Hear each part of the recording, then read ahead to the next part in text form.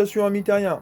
Aujourd'hui je vais vous présenter le blaster que j'ai construit par impression 3D, le Jupiter, que voici.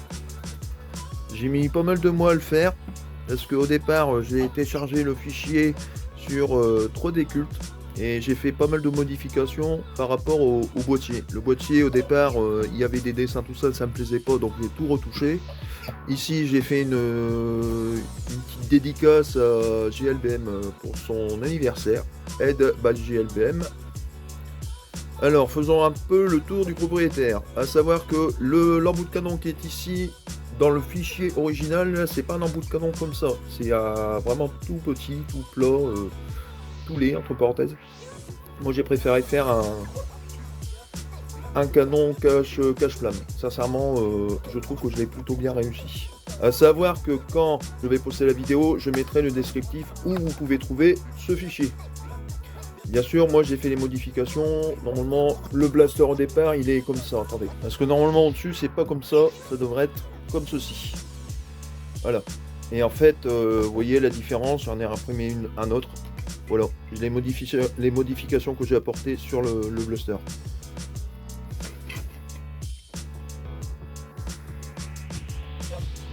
Là, c'est... Regardez. Il y a plus... Là, il y a le trou. Là, ici, il y a le trou, mais regardez, beaucoup plus large ici dans le fond.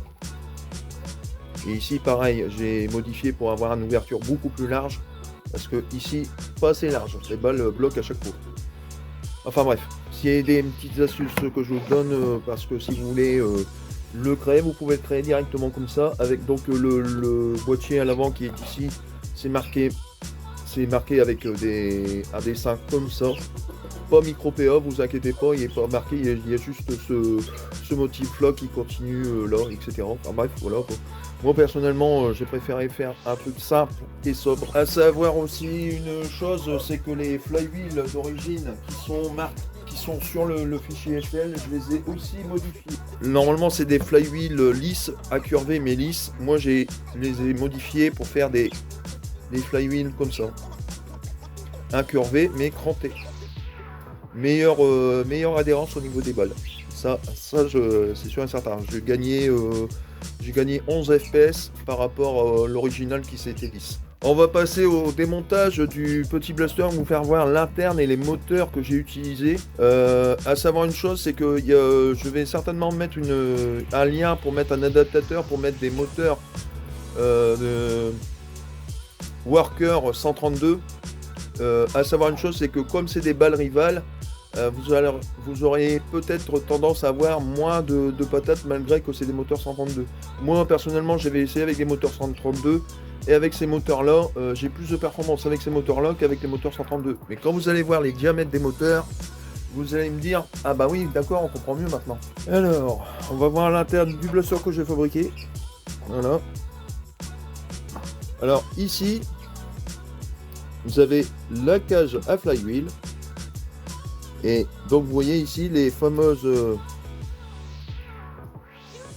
Attendez, de l'autre côté ça sera mieux. Les flywheels que je vous ai fait voir tout à l'heure, c'est exactement les mêmes.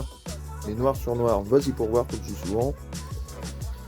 Et là, ici c'est un engrenage en PLA bleu.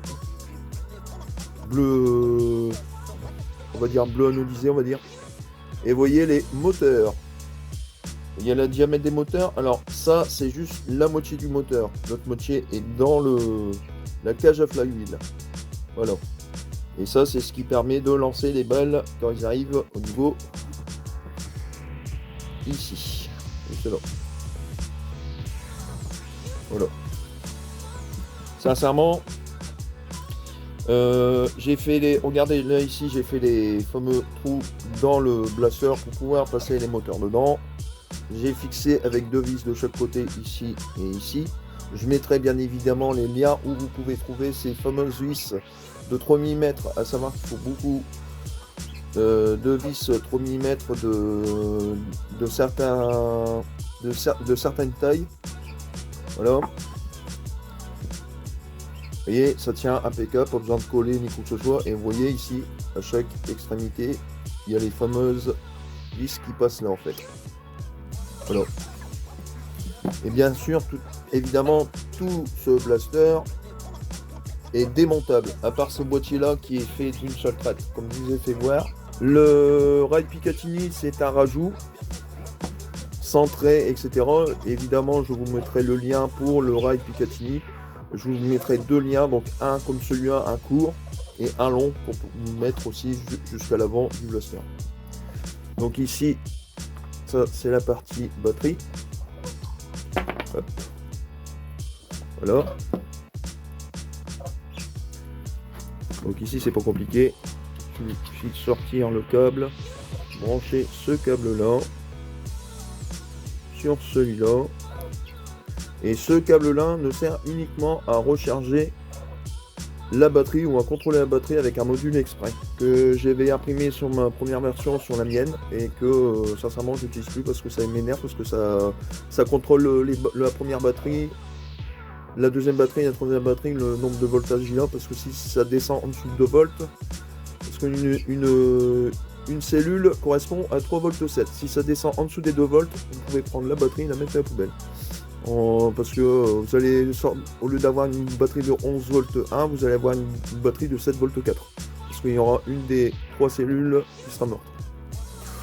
Après, c'est vous qui voyez.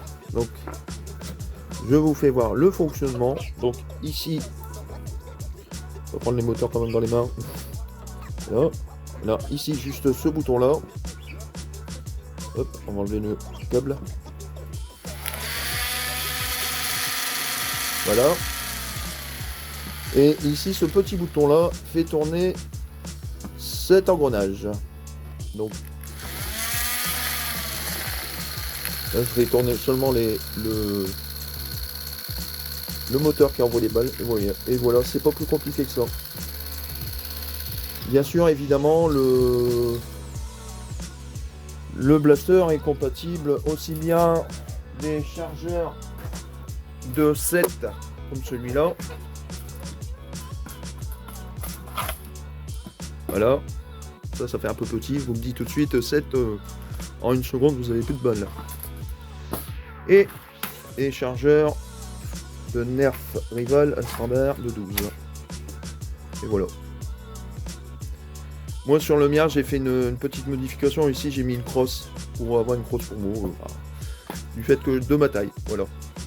Sincèrement, en blaster secondaire, c'est bien. Par contre, évidemment, ce blaster, on peut le transformer en kit proton avec le sac derrière dans votre dos avec un compartiment avec plus de 500 munitions et un système qui revient ici avec un tube exprès qui amène les balles. Et au niveau du tube en question, il y a un câble qui parcourt tout au-dessus du tube. Il y a un câble qui parcourt le tube et qui se branche ici. Le véritable, comme ça je vous mettrai le lien de la vidéo du véritable Jupiter. Voilà. Je remonte ça, on va passer de suite au test FPS.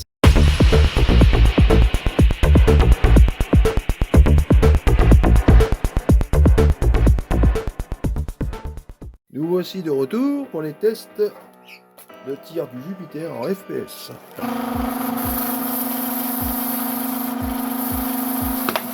« 78, 68,5, excusez-moi, il y en a deux qui sont partis en même temps. 72,8. À savoir qu'il y aura plus de performance si vous augmentez le voltage de 14 volts 4 comme je l'ai fait sur le mien. 45,2, il y en a trop qui sont partis. Et là, il n'y en a plus parce qu'il n'y avait que 7 billes. Enfin, 7 balles. Là, on va passer avec un chargeur un peu plus conséquent de 12 billes. Bien sûr, sur Internet, il existe des chargeurs de 15 billes. Sur worker.com, ils l'ont. Alors, on va voir si je vais réussir à faire du coup par coup, parce que c'est pas évident du fait de la cadence. 60,3, ça tapait dans le vélocimètre. 66,5. Vous avez vu 3 balles partir.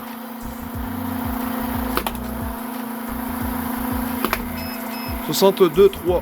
La batterie, elle est sur sa fin. Il va falloir que je change la batterie. 65,9. Vous voyez, il y a déjà quasiment plus de billes. Il reste une, ça sera beau. 59, elle a tapé dans le vélocimètre. 64,6. 41,9, ça a tapé dans le vélocimètre. C'est pas évident de tirer avec. Et le pire, c'est que c'était la dernière. Je vais réessayer un autre chargeur de 12 parce que là, franchement, là, au niveau du test de vélocité, faut pas s'attendre à des merveilles parce que sincèrement, le mieux, ce serait de mettre une batterie de 14 volts 4. On aurait à peu près une performance de 90 à quasiment 100 fps. Étant donné que c'est des moteurs qui fonctionnent au maximum sur du 14-15 volts, étant donné que là c'est une batterie de 11 volts 1 de 1800 mAh, les performances sont moindres. Moi personnellement sur le mien, que je présenterai sur ma chaîne plus tard, parce que j'ai encore quelques modifications d'amélioration à faire, je vais certainement mettre une batterie de 14 volts 4. Déjà j'ai fait des tests avec le mien et j'ai des performances jusqu'à maximum 111,2 fps. Donc mais c'est pas les mêmes moteurs, il y a beaucoup de configurations que j'ai changé dans Bluster. Ça c'est à savoir que ce modèle là c'est la deuxième version que j'ai faite. J'ai changé la batterie. 67,2. Hop, elle est revenue.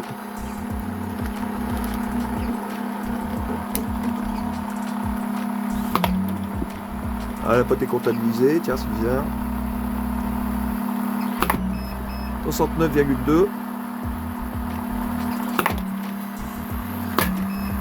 53,4, mais elle a touché les antennes. 67,8. Elle n'a pas été comptabilisée. 69,2, en général 70 max. Là, il y en a deux qui sont partis. 74,7. Et je crois qu'il n'y en a plus parce que... Ah si, 59. Et là, il n'y en a plus. Maintenant, je vais vous faire voir la cadence de tir de ce petit Bluster. Mais franchement, au niveau des performances, disons que... Au niveau de ses performances, on peut améliorer ses performances en changeant les moteurs pour des moteurs de drone par exemple, ce que je vais faire dans ma troisième version, pas exact. Et changer aussi le système de batterie, parce que le système de batterie à 11 volts 1, moi je trouve que c'est pas mal, mais perso, je vais quand même en faire des améliorations sur mon Bluster, car celui-là c'est celui de JLBM, que je vais lui envoyer après cette revue. Passons maintenant au test de tir sur cible. Et vous allez voir la cadence, c'est pas piquer des hannetons.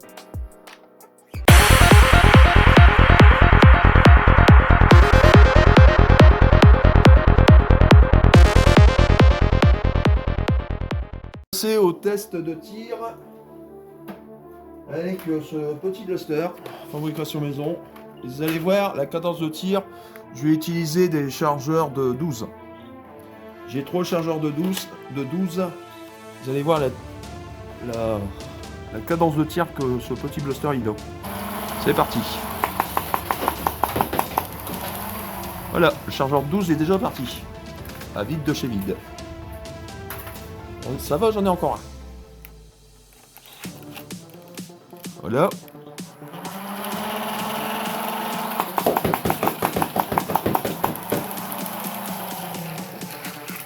Franchement, sincèrement, une cadence de tir plutôt conséquente.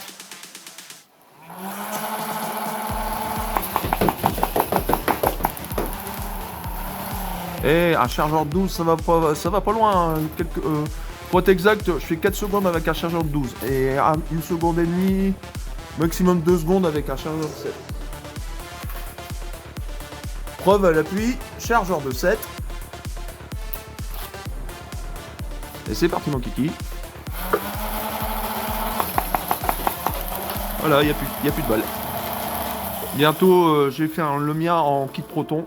Je travaille dessus, mais ça va prendre beaucoup de temps, étant donné que le kit proton, si vous voulez avoir le kit proton d'origine, je vous conseillerais de le, je vous conseillerais de l'acheter directement, mais à savoir que le kit proton avec le pistolet là, rien que ce pistolet là, il fait 190 euros. Le kit proton, il faut compter 200, entre 200 et 300 euros de plus. C'est pour ça que je préfère me le fabriquer moi-même. Voilà, c'était la petite présentation du petit blaster Nerf Jupiter fabrication maison. On se retrouve tout de suite pour la conclusion.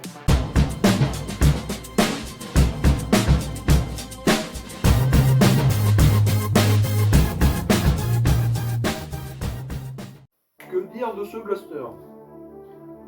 Moi personnellement, j'ai travaillé dessus depuis le mois de juillet dessus. Je le fais en vidéo maintenant parce que c'est pour l'anniversaire de Jean-Louis, mais malheureusement, avec un mois et une semaine de retard, je suis revenu JMDM pour les.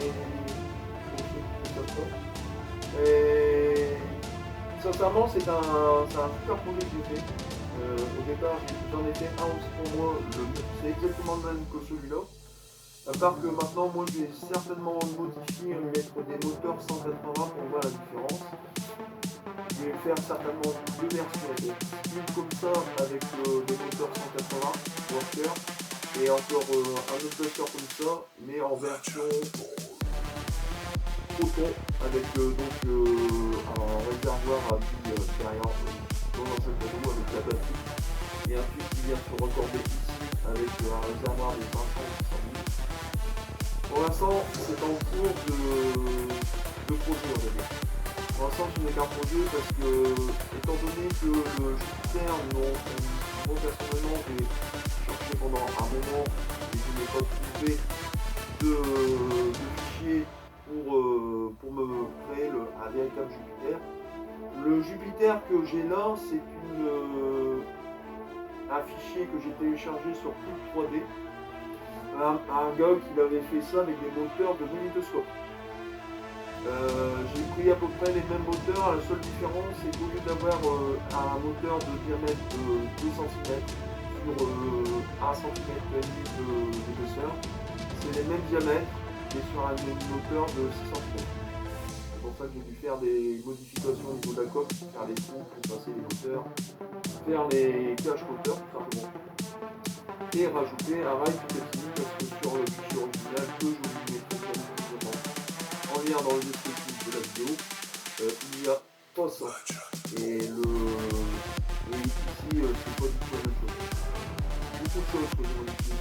Plusieurs mois que j'ai passé dessus pour faire un blaster qui a quand même une sacrée cadence parce qu'à l'origine, la cadence de la première fois que j'ai emmené le 1, donc avec le fichier original, j'avais une cadence de 2 balles, on va dire une balle seconde. Parce que déjà c'est une balle à la seconde. Donc en 7 secondes, vous allez vider votre chargeur. Moi en 3 secondes, le chargeur de 7 est vidé. Même un peu moins que 3 secondes. Je suis là en 3 secondes. Voilà. Et ça revient aussi à l'occasion. À savoir que la cible gonflable est à 5 mètres de haut. Voilà. Tu m'excuseras Jean-Louis pour le retard, pour les 1 mois et une semaine de retard. Mais t'inquiète pas, je vais te l'envoyer. Et je t'ai fait un canon qui se retire si tu veux imprimer un canon de date. Moi personnellement, il est pas mal, sinon c'est bien. Enfin bref, voilà. Et sincèrement, c'est un excellent blaster à se faire en impression 3D. Moi personnellement, le fichier original, j'ai pu le modifier sur Tinkercad, pour ceux qui connaissent. Mais vous pouvez aussi le modifier sur Fusion 360, et même, personnellement, je préfère Fusion 360. Mais je l'ai fait sur Tinkercad, la première modification que j'ai fait sur Tinkercad et les secondes modifications pour les écritures, le boîtier, etc. Je l'ai fait sur 360. Donc Fusion 360, excusez-moi. Voilà. Et bien, c'était une petite revue du Jupiter impression 3D. Bien évidemment, ce n'est pas l'original. L'original, s'il y a quelqu'un dans mon communauté qui a les fichiers originaux, ça m'intéresse évidemment. Voilà. Sur ce, je vais vous laisser. N'oubliez pas, si vous le voulez, de vous abonner et de liker et de partager la vidéo. Ça fait toujours plaisir. Voilà. Sur ce, salutations à Micaria et à la prochaine.